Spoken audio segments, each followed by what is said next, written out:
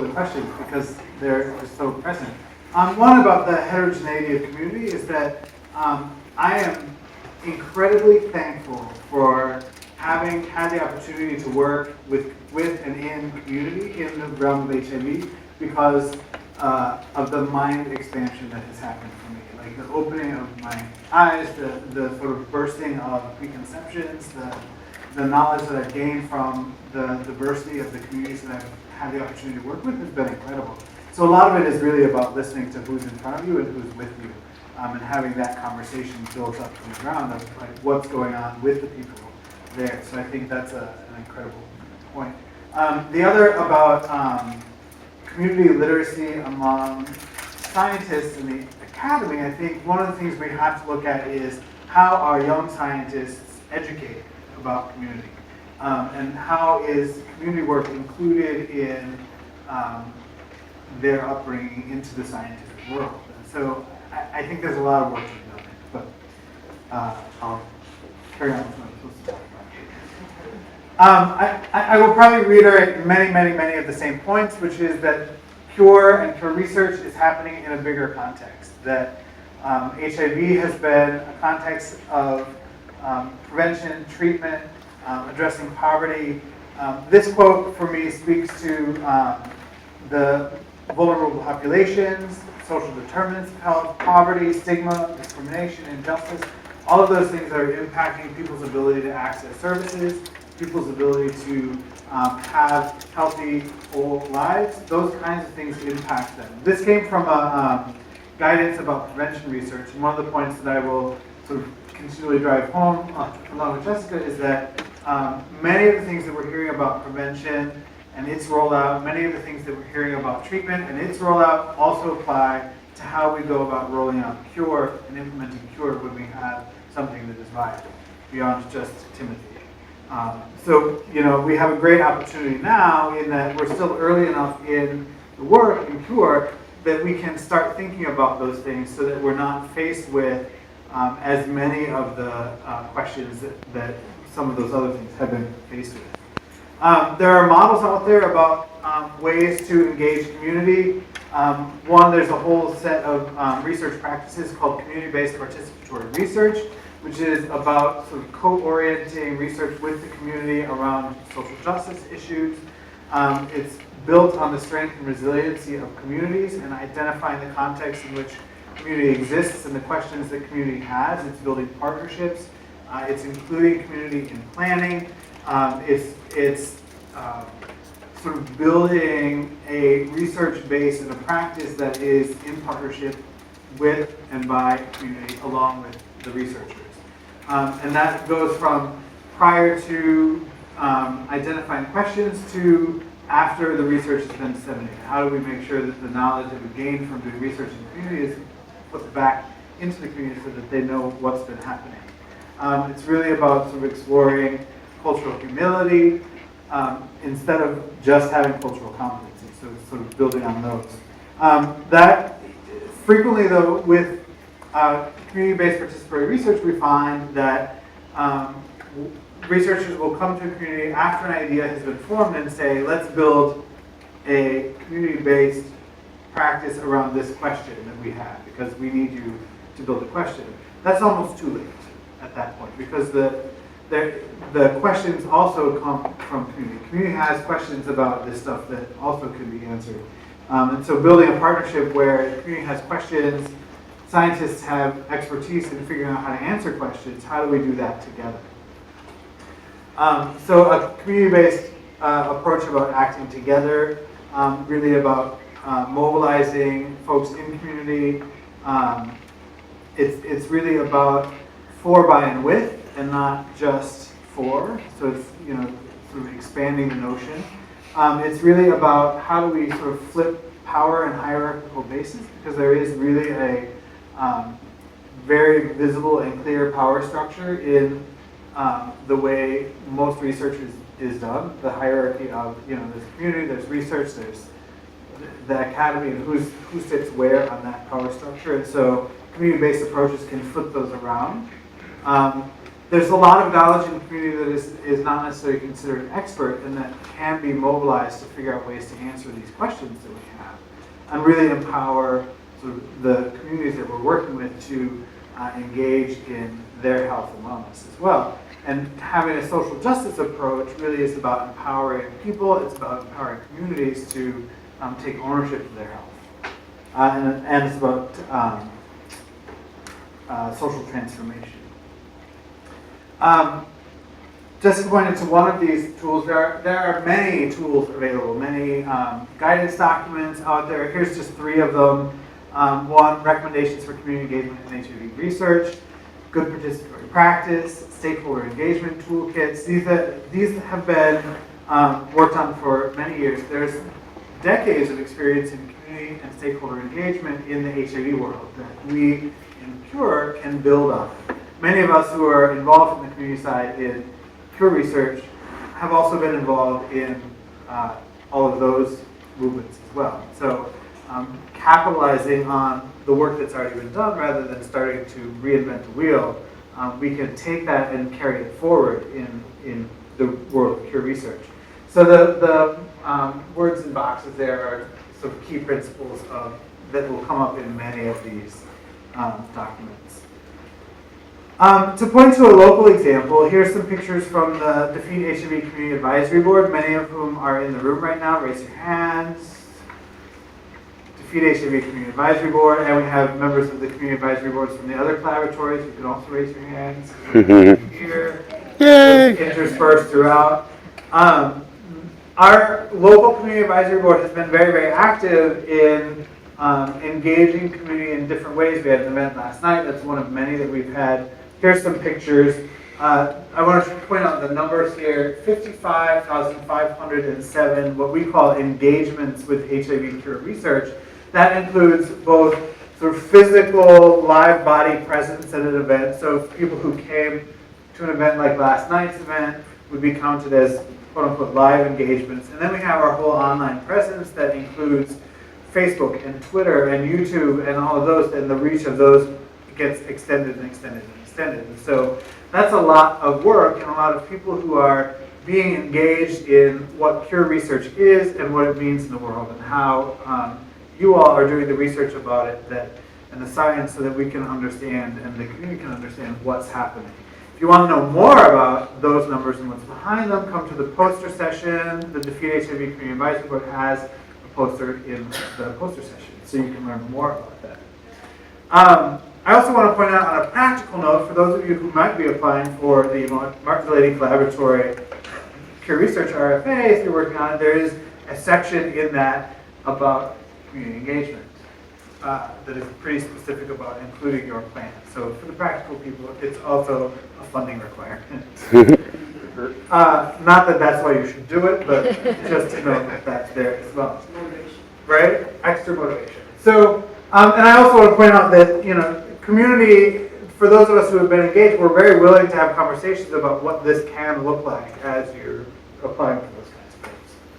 I want to point out that up at IAS in Vancouver, one of the things that I kept hearing about over and over and over the whole time that I was there was that we really need to be doing more with implementation science. We really need to be thinking more about how social determinants are getting in the way of people's ability to access prevention, how those kinds of things are getting in the way of people's ability to access treatment and care, how we have the tools we need, the knowledge we need to end the epidemic, minus Cure, but in the context of prevention and treatment, we have the tools, and there's lots of things that are getting in the way of rolling those out and people's ability to access those and connect with them. And I kept thinking, we don't really include Cure in those conversations, and we should. Because the reality is, when we have a cure that is feasibly implementable, we're going to have all these barriers. They're going to apply to Cure also. And so we can take the work that's being done in this realm, prevention and treatment, and apply it so that we do the advanced thinking. And I know a lot of times people think about, well, I just do basic lab science, and So that's for somebody else. That's for the social scientists to think about. That's for other people later on down the line. And what I would say is you have just as much a role in implementation as anybody else, which is helping advance the knowledge base of the community to understand the science of what you're doing and how that works. And so building partnerships with community to help that knowledge ripple out so that we're not getting things like, well, beeswax will cure it, or those kinds of things that you pointed out this morning. We can do some advanced prep so that when we have a cure, we'll have a much better chance of rolling it out. So I just wanted to throw those up because they were fresh on my mind from IIS very recently. And so to sort of summarize the points that I've been trying to make is that there is a history relating to the HIV response that is an activist history on the community side. And that has to be taken into consideration. There are decades of community engagement experience in the field, like I talked about. There's a diversity of communities. Many of those communities who are impacted are marginalized communities, and so there's extra layers of work to do around empowerment and social justice.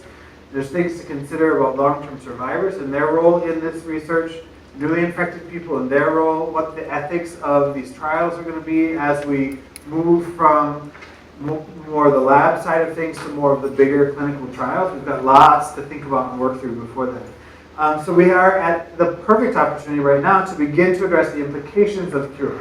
There's lots of them. When I was a young gay boy coming up, we weren't allowed to think about cure. That was not a word we could think about. And so for me to stand next to Timothy Ray Brown and say, this man has been cured, that's a huge paradigm shift for me and the community, right?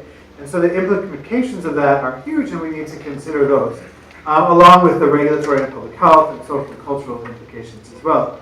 And again, now to lay the groundwork to ensure successful transition from the lab to the clinical trials, and from there to implementation when we're ready for that.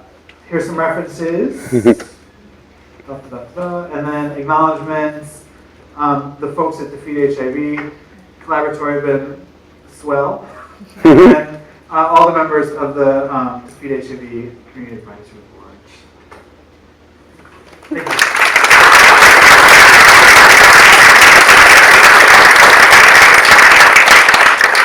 Yes? Yeah, there's been a lot of talk about community, the HIV positive people, but I actually kind of want to bring it back to the scientific community. You and Jessica have both highlighted the potential role of, a lot of the people even in this room might be basic scientists, and like you say, they might feel that they're a long way removed. But actually, I think there's a larger role even beyond education that they could play, and that is, I think in my experience, scientists across the board really make the assumption that biologically all people are gay white men, and whatever you find in the gay white men is going to be applicable to everybody. And so I'm from AMPA, I represent a funder, and we were interested in funding a project to look at sex differences in a cure environment. And I was shocked at how resistant researchers were to even start looking at it. We wanted to give them money, and still they didn't want to look at it. And yet now, John Karn last month presented the first data where the presence of estrogen, he's demonstrated that the presence of estrogen actually makes it harder to reactivate latently infected cells. So now people are interested, and I think if there were an opportunity to get people interested from a biological perspective, and there's lots of reasons to believe that there should be sex differences. The immune system differences between men and women are enormous. But I think actually that's kind of probably a way to get basic scientists interested. So, for those of you who work in the lab with primary cells, like you're trying to knock down or out CCR5 or knock in other genes, and you're looking to see how long are they going to persist, whether that be in culture or in vivo. Like, have you thought about, take some cells from some females versus males and see if they're different? Take some cells from some older people with HIV and younger people from HIV and see if they're different. There's a role to play there. I think if you can get people interested in the biology of it, I think for people who are biology scientists, that's what's going to get them jazzed. Thank you. I would also just add that there's a product development that could be done at a basic research level. Granted, it's not my area of expertise, but I think back to glycerin in the bractomicrobicides and the level of glycerin is something that done these formative research consultations in the beginning, perhaps we would think about having a low level of glycerin in your product versus a high level of glycerin and just what people prefer. So even at this basic level, as you begin to think about product and study design, it's a good place to get people interested and to get feedback on what may or may not be something that people are willing to do. Yes. I just echo what this lady said. As I was listening to both presentations, I thought about where researchers are today, and I've heard some references that echo, that a researcher doesn't see community, they only see themselves. And if they don't see the community, then they don't see a need to include community. And how do you overcome that barrier? But my main comment I wanted to make was I really appreciate adding community to the conference. And I think it would have been, the most effective conferences are those that include having a presenter that's HIV positive and constantly showing the researchers this is who you're working for. Well, I think you make a great point, which is that we, as a community, show up at places and keep asking questions and keep talking about the stories behind people. My day job, I work for government, and so we talk about public health and population level and numbers. And I frequently remind people that behind the numbers, behind the number of folks living with the disease or impacted by or at risk for, there's real people. And some of them are in this room. I get to sit in lots of rooms with researchers talking about all of the issues, and I sit there as a queer person on PrEP and listen to the way folks talk about us without realizing that we're there in the room listening. Right? And so just remember, we're there, whether you think we are or not. We're there and paying attention. Yes, one other comment that I would make is to also think about the aspect of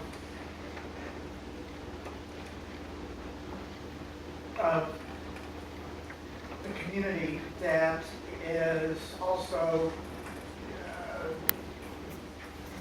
looking at the degree of interaction. You could have groups such as this one that is totally science oriented, that we want access to the protocols, to read them ahead of time and be able to influence that. And oftentimes there can be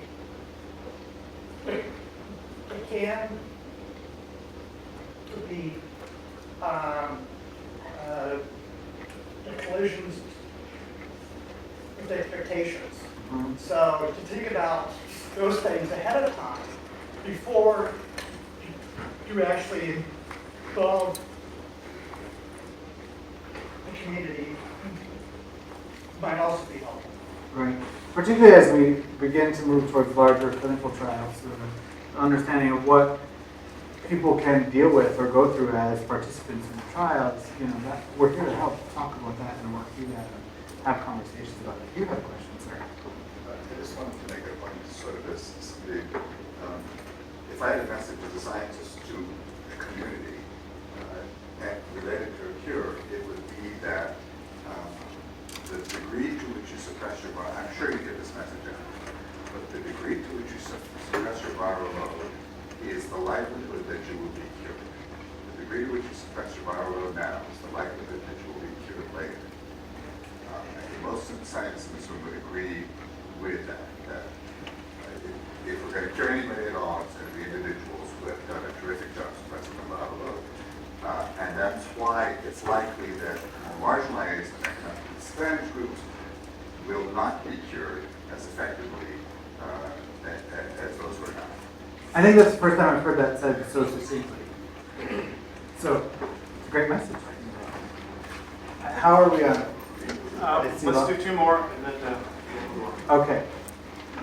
Yeah, I was just going to piggyback on what you were saying. I found it really interesting. When I was in Vancouver, I'm new to the Dare Cab, so I'm sort of wrapping my head around Cure. I come from the treatment side. And we were engaging, and I said that I view cabs as bidirectional, that I bring information, I take information back. And one of the scientists looked at me and said, what information did you carry back? And that was exactly the message I carried back from Vancouver. And I have 8 physicians that work in a private practice, and 2 of them are not treating all of their patients because they think it's their choice, or this person's a long-term non-progressor, they don't need it. And I've hit them with community viral load, I've hit them with all of these arguments. But when I came back from Vancouver, which I only got to attend as a member of this CAB and carry that information back, all 8 of our physicians are now prescribing, and we now have plans in place to get every single patient, regardless of whether they're a long-term non-progressor or lead controller on meds. And so I think that's the disconnect. I mean, providers treating this disease don't even know the things that are being presented here by the researchers. And I think that bridge has to be built, because that is a really salient argument for us on the street, for someone who says, why should I take this medication? It's like, well, let me tell you why. Because if the cure is going to come down right now, it's going to come down for people who are on this medication because they've controlled the virus. So I applaud you for saying that, and I think we need more messages like that we can take back to the communities and really show people what not only their tax dollars are paying for, but that there is some progress here, because I think that's the hope that has kept people alive and will keep people alive until we have the moment that we can cure them. Rory? So I think that there are a number of things that can be done together. So messages like that, if we have scientists standing up and saying that to regulatory bodies and funding bodies, that's how we can begin to change the standard of care, so that in places like sub-Saharan Africa, where most of the HIV infection that actually is, how do we change the standard of care so everybody who's infected with sub-Saharan Africa has the same access to treatment that we have here in Seattle?